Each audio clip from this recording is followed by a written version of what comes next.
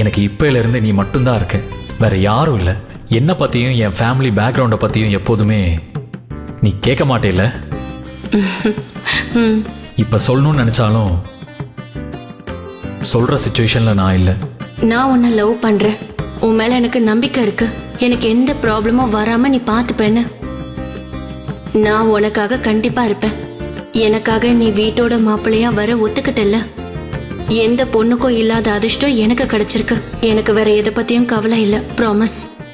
சந்தனா எதையும் யோசிக்காமல் ஹரிஷிற்கு வாக்குறுதி அளித்து தவறு செய்து விட்டாளா? ஹரிஷ் உண்மையிலேயே சந்தனாவை ஏமாற்றிதான் திருமணம் செய்தானா?